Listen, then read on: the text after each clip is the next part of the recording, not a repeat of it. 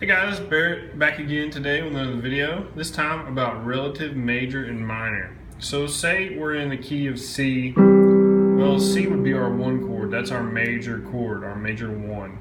So if we follow up the scale from C to C, we get C, D is 2, E is 3, F is 4, G is 5, and A is 6.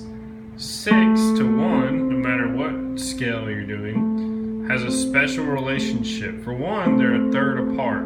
So in other words, if you made a chord on the A note, you would get an A minor, A, C, E. If we keep going back up, we get back to C. That's back to 1. So 6, minor 6 to major 1 is what we consider relative major and minor. In other words, C major is relative to A minor. Let's do this in another key. So let's take D for example. So 1, 2, 3, 4, 5, 6. Always go to 6. Okay, well that's B minor. So B minor and D major are relative majors or minor. Let's do it with another key. G major. 1, 2, 3, 4, 5, 6. E minor to G major. Another way to do this is to go down 3 half steps. So 1, 2, 3. So there's a couple different tricks and ways to do this, but basically it just means your 1 chord to your minor 6 chord. Now the thing that doesn't really confuse people. The thing that I hear on YouTube that confuses people is people will say, "Oh, this song is in C major or A minor."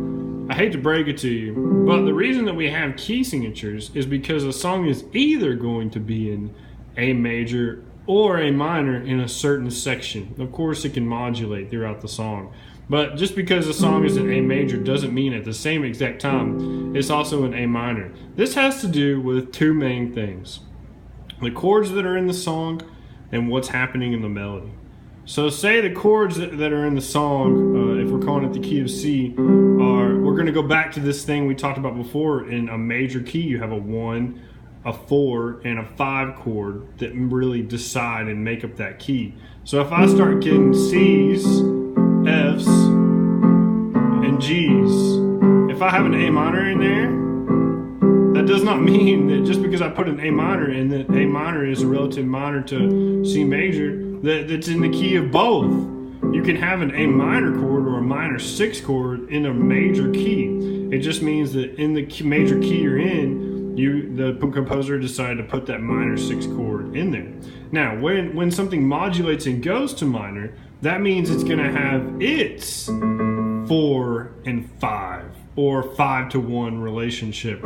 So in other words, if you start seeing lots of 1, 2, 3, 4, 5, if you start seeing lots of E majors to A minors. So say you get like a C, F, E major, A minor, minor, E major, A minor,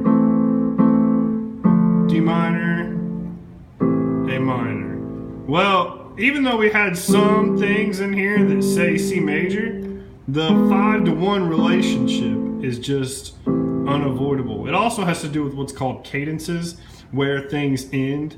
So say it ended on a 5, 5, 7, 2 minor 1. Well, there's no way in the world if the song ended that way that it was in the key of C major. Okay? Now, like I said, chords are the first thing that dictate whether something's in its major or relative minor, and also the melody. Okay, this seems kind of obvious, but if your melody has a lot of like major thirds, like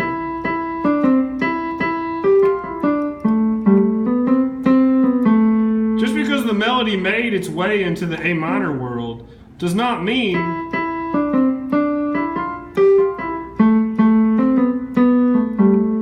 that just means that the melody was like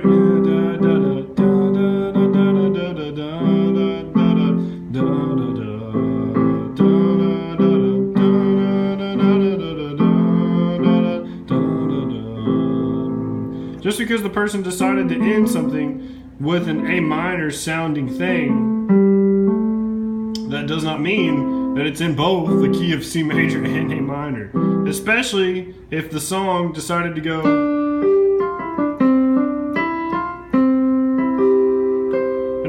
words, if it decided to cadence from a G to a C, well then you dang right, it's going to be in C major. But if it decided to cadence from an E to an A minor, then yeah, you're in A minor. So that's why it's so important. The dominant to tonic relationship, the 5-to-1 relationship, actually determines key a lot of the time. If you're trying to determine the key of a song, look at the chords. Look for the 4s, the 5s, the 5/7s to 1s at the very end of the idea, what we call the cadences of that idea.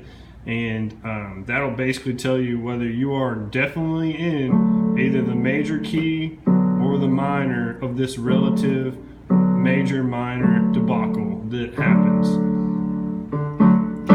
Thanks guys, hope you learned something today, and I'll see you on the next one.